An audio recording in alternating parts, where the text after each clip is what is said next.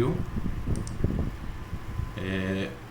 Tá, pessoal, retornando aqui depois desse vídeo, né? Vocês puderam, no primeiro vídeo do Usain Bolt, acho que deu para perceber que é apenas um vídeo normal, uma visão dele correndo, né? Batendo recorde e tal, beleza.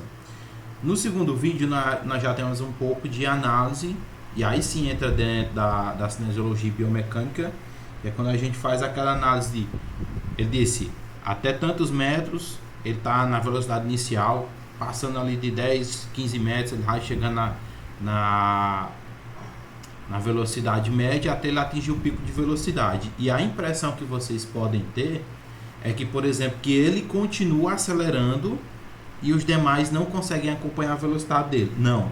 Depois que ele chega naquele limite ali, depois de 60 metros, ele apenas mantém a velocidade ao longo do percurso da prova e os demais tendem a perder velocidade, eles caem, entendeu? Então, o Justin Gatlin, né, ele teve uma largada muito boa, até os 20, 40 metros ele estava liderando. Quando o Usain Bolt realmente, aí por questões biológicas, e principalmente o tamanho das pernas dele e a estatura influenciam na aceleração inicial dele, né? Por isso que ele só vai desenvolver depois lá dos 20 metros. Ah, então a saída dele é ruim por conta da estatura dele. Exato. Porque, teoricamente, o Justin Gatlin é mais baixo do que ele. Sendo mais baixo do que ele, a gente vai falar sobre centro de gravidade. Todo mundo sabe que o centro de gravidade... Já ia é no dizer, umbigo, né? centro de gravidade. Exato. Então, quanto mais baixo o centro de gravidade, mais próximo do solo, mais rápido ele consegue acelerar. Entendeu? Então, o exemplo, o Justin Gatlin, como ele é mais baixo, quando ele entra naquela posição da saída do bloco, quando dá-se o comando, o tiro, né, o tiro para poder fazer a largada, ele corre e já sai numa velocidade muito boa. Enquanto o Usain Bolt é mais alto, ele vai levar mais tempo para poder entrar na postura da corrida e manter a corrida estável, entendeu? Quando ele atinge aquele pico ali de 15, 20 metros, é que ele começa já a aumentar a aceleração. E aí a vantagem dele, como ele é mais alto, ele vai ter o segmento inferior, as pernas maiores, então ele consegue dar um ângulo de passada maior. E por isso, quando ele atinge os 40 metros, ele está na velocidade máxima. Enquanto que, quando vai chegando ali perto dos 60 metros da prova de 100, os demais, a gente tem a impressão, né, que ele ainda continua acelerando. Mas não, a impressão é que ele chegou, quer dizer, a impressão é essa, mas na realidade o que é que acontece? Ele chegou na velocidade máxima e ele está conseguindo manter essa velocidade máxima, enquanto que os demais estão perdendo velocidade, tá bom? A velocidade dele fica estável, porque se ele estivesse aumentando mais ainda, ele poderia ultrapassar facilmente aquela casa dos 44, 45 km por hora.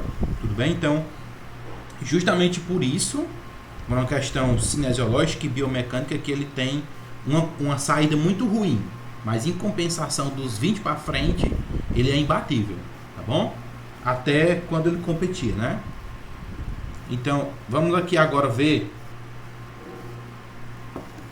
outro princípio de Arquimedes. Como vocês estão participando, quem lembra de Arquimedes lá de aspectos históricos e no que é que ele influenciou? Vamos fazer um resgate aqui do conhecimento para ver quem é que lembra rapidinho, para ver quem consegue se pronunciar, sem pesquisar na internet. Ninguém? Vamos lá, vamos para o Arquimedes aqui agora. Então, princípios hidrostáticos, tá, Kleber? O que é que quer dizer isso aí? Ele foi o primeiro a fazer indagações sobre o sistema de alavanca e determinação do centro de gravidade dos corpos, tá bom? Como é que a gente vai entender isso aqui? Mais à frente eu vou explicar. Então, até hoje, e diga-se de passagem, dentro da natação, se utiliza os princípios mecânicos que são empregados, né, na cinesiologia da natação. Exemplo, Kleber, Arquimedes, ele foi quem inventou a pesagem hidrostática. Lembram daquele vídeo que eu passei para vocês, lá em aspectos históricos, da pesagem da coroa? Quem lembra dá um sim no áudio. Quem não lembra fica calado.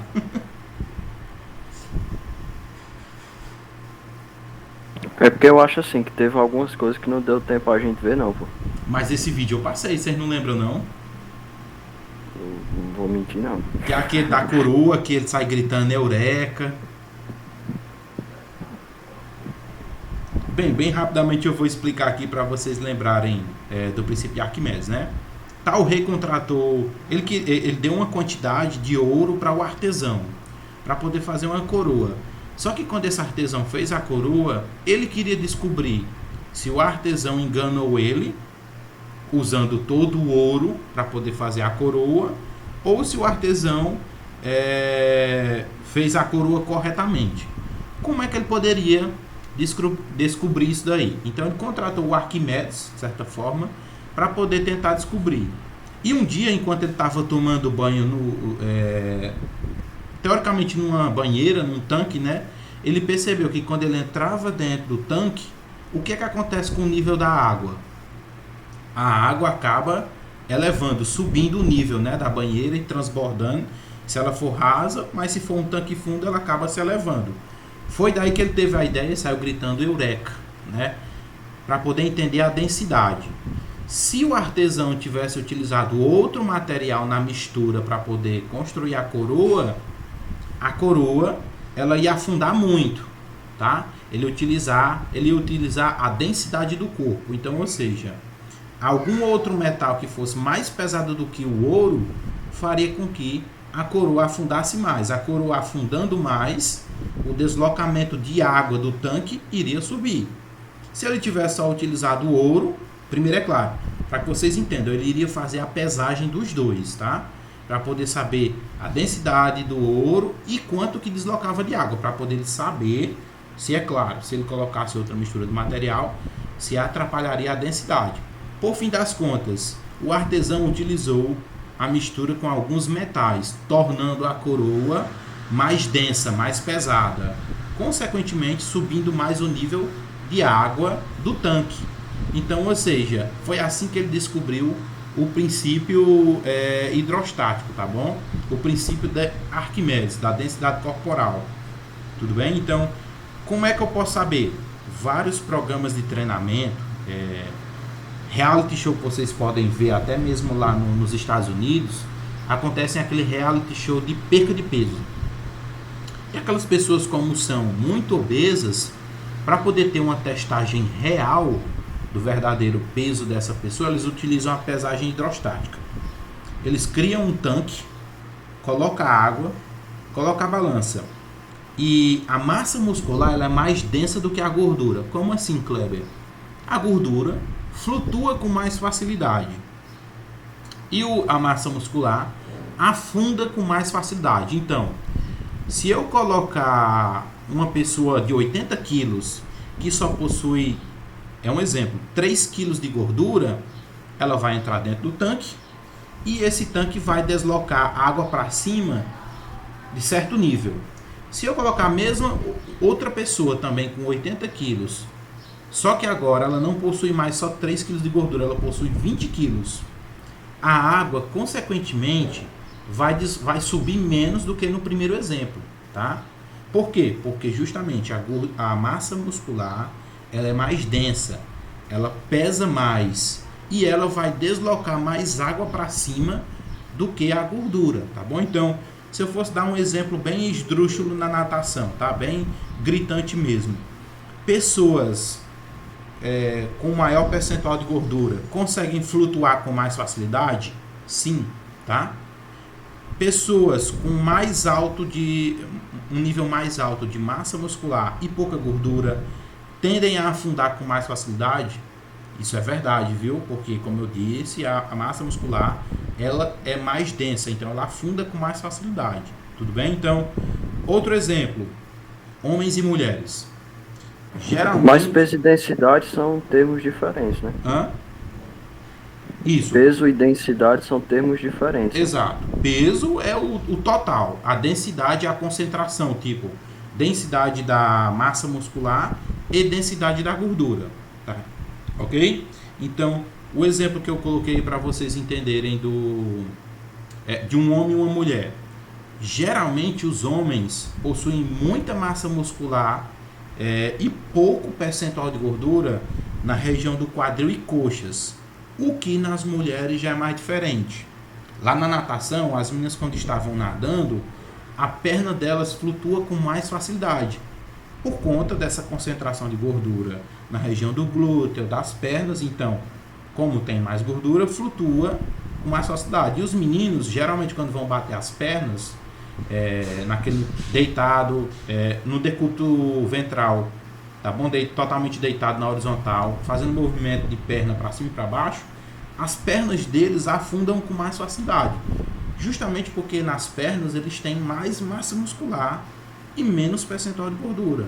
Então acaba que eles afundam com mais facilidade a região inferior, tá bom? As pernas. O que para as meninas já se torna mais fácil por conta dessa concentração biológica mesmo de gordura na região dos glúteos e do quadríceps, tudo bem?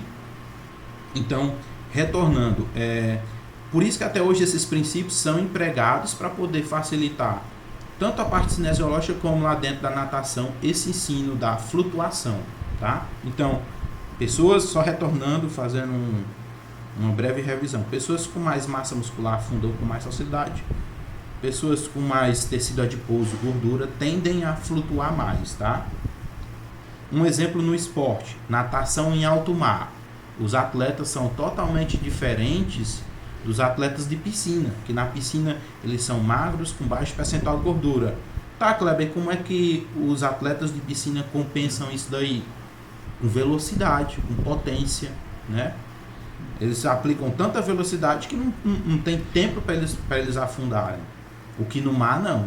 No mar não é uma competição de tempo, teoricamente dizendo assim, né? Eles têm que ter mais resistência. E para isso, é claro que o sal da água influencia na flutuação, bem como eles também têm que ter gordura para poder flutuar com mais facilidade e também fazer aquele isolamento da temperatura, tá? Eu acho, prestem atenção nesse vídeo aí.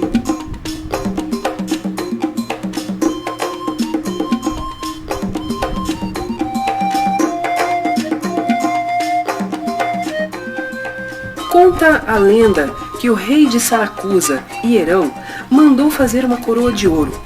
Para isso, contratou um artesão. Na data prevista, o artesão entregou a coroa executada na perfeição.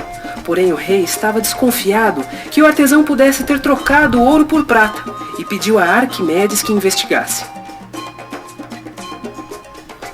Um dia, enquanto tomava banho, Arquimedes observou que à medida que o seu corpo mergulhava na banheira, a água transbordava. Concluiu então como poderia resolver o problema da coroa e, de tão contente que estava, saiu correndo da banheira e foi para a rua gritando: "Eureka! Eureka!", que em língua grega quer dizer descobri, achei, encontrei. Pegou um vasilhame com água e mergulhou um pedaço de ouro, do mesmo peso da coroa, registrando o quanto a água tinha subido. Fez o mesmo com um pedaço de prata.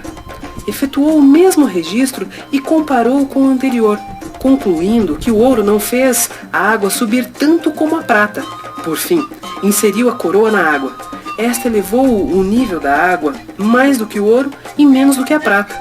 Arquimedes constatou, então, que a coroa havia sido feita com uma mistura de ouro e prata. Desvendou o mistério da coroa e desmascarou o artesão.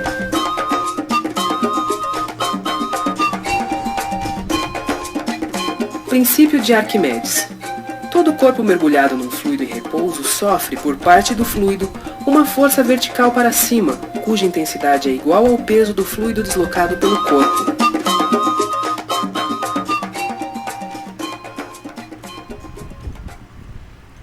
Vocês lembram desse vídeo aí, pessoal? Lá ensina em aspectos históricos. Eu tenho pra mim que eu passei ele em algum aspecto quando eu tava falando do Arquimedes, né? Mas se eu também não tiver passado, né, que agora eu também não lembro, fica esse vídeo aí. Deu para entender esse princípio de Arquimedes do empuxo vertical?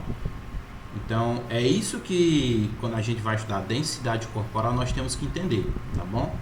Que a massa muscular é mais pesada, a tendência é deslocar mais água para cima comparado com gordura, viu? Tá bom? O exemplo também que a gente dá muito é o que é que pesa mais, 1 quilo de ferro ou 1 quilo de pena? teoricamente nenhum dos dois pesa mais que o outro, que é um quilo de pena e 1 quilo de ferro, mas a densidade é bem menor. O ferro é um volume menor e a gordura um volume maior. O ferro é um volume menor e o quilo de penas é um volume maior, né? Porque a densidade desse tipo de material ela é bem menor, tá bom? E a gente vai falar agora do Galeno, ok? Então ele foi o primeiro médico da história, tá bom? Seu ensaio De Motu Musculo, viu?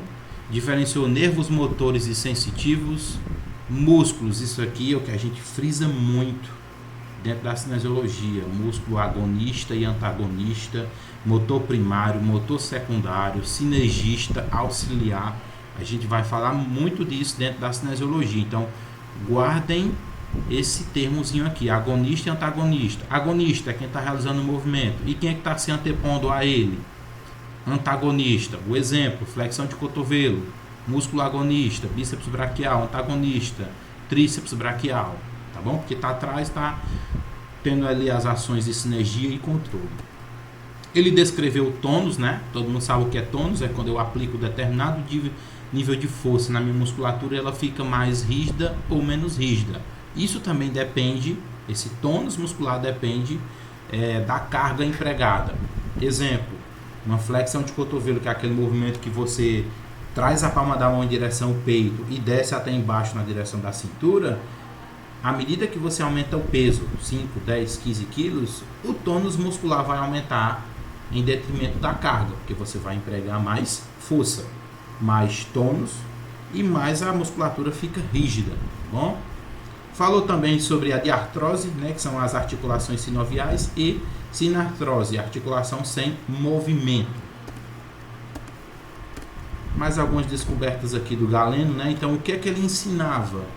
Que a contração muscular resultava da passagem de espíritos animais. É claro que a gente está vendo um contexto histórico, teoricamente a gente teria isso aqui como estímulo nervoso, né?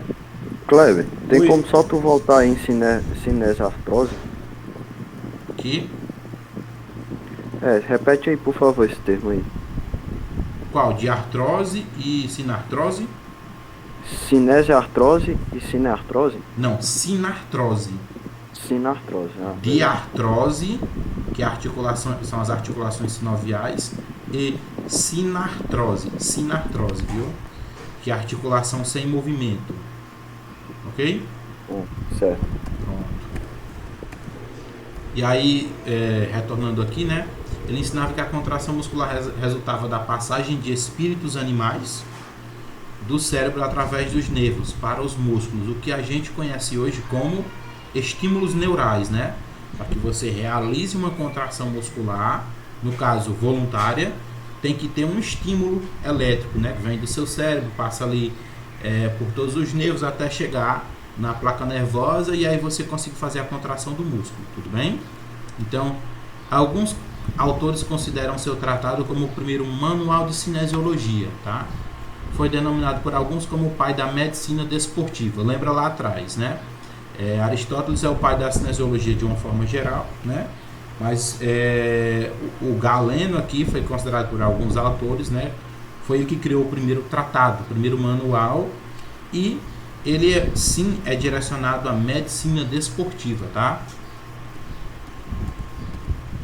E aí, um autor muito conhecido, né, um pintor muito conhecido, que é o Leonardo da Vinci, né? Então, após o período do Galeno, a cinesiologia permaneceu estática por mais de 1000 anos, ou seja, de Galeno até da Vinci, um período aí de 1000 anos, não houve nenhuma alteração dentro do contexto e dentro do estudo da cinesiologia, tá?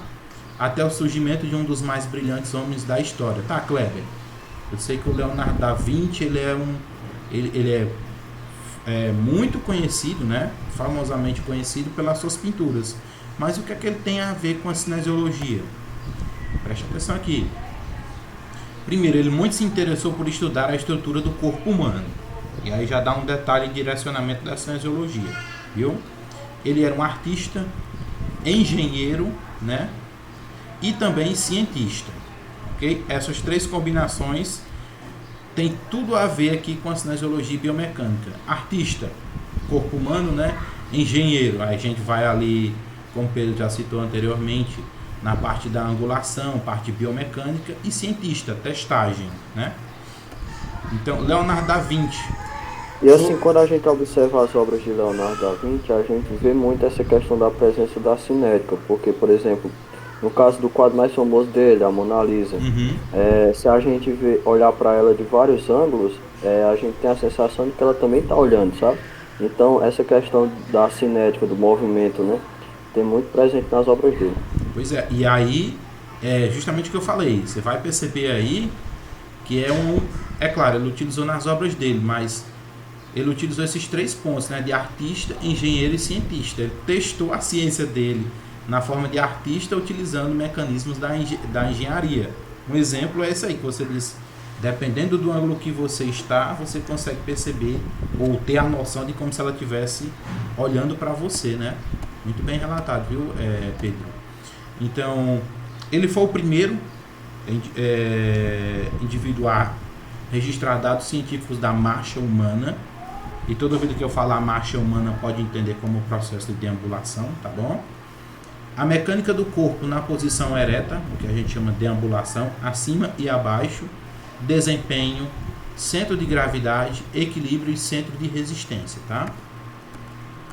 Então, Leonardo da Vinci, para demonstrar a ação muscular, sugeria que fossem amarradas cordas a um esqueleto nos pontos de origem e inserções dos músculos. Percebam que durante a aula eu estou soltando alguns indícios do que a gente vai frisar mais, tá? Anteriormente eu falei de musculatura agonista e antagonista, né? Agora a gente está falando aqui de origem e inserção. Que ele entendia, por exemplo, quando ele utilizava as cordas para amarrar uma articulação do esqueleto, ele estava utilizando o processo de músculo. Só que cada músculo se localiza no corpo humano em uma origem e em uma inserção. Geralmente a origem ela é proximal e a inserção ela é distal. Por isso que nós conseguimos realizar determinado movimento. Tá bom? Observação. Seus escritos só foram publicados 300 anos depois, viu? Então, aí nós temos aí de 1000 até 1300, né? Para poder sair algum escrito dele com todas as observações e estudos. No caso, essas cordas eram amarradas nas articulações móveis, né? Isso, nas móveis, principalmente nos pontos de origem e inserção. Kleber, o que é isso? O isso? nome é cinearticular que o senhor falou? Hã? Eu sempre me confundo esse nome. É cinearticular, né? O nome das articulações móveis? Não, diartrose. Diartrose. Diartrose, viu? Às vezes fica essa dúvida mesmo, mas eu vou disponibilizar para vocês também o PDF o próprio slide para vocês ficarem revisando depois, tá bom? Então, outra criação do próprio Leonardo da Vinci, não sei se vocês já viram alguma figura isso aqui em algum lugar, ou até mesmo lá no ensino fundamental ou médio, né, que é o homem vitruviano, né? Então ele representava, de acordo com a visão do Leonardo da Vinci, as proporções do corpo humano, né?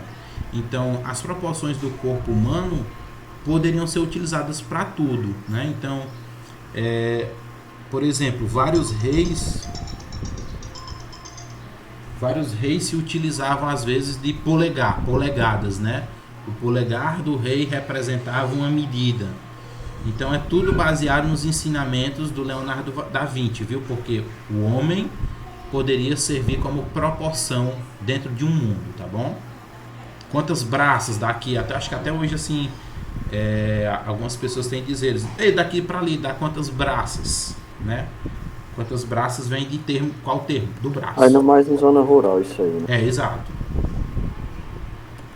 Então, ó, depois dele, quem é que nós temos? O Galileu Galilei, viu? Que... Pessoal, só um minuto.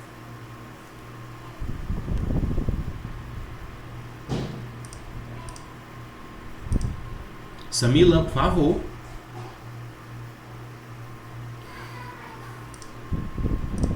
Tá, vamos aqui. Então, dentro dos ensinamentos do Galileu Galilei, né? Então, a natureza está escrita em símbolos matemáticos.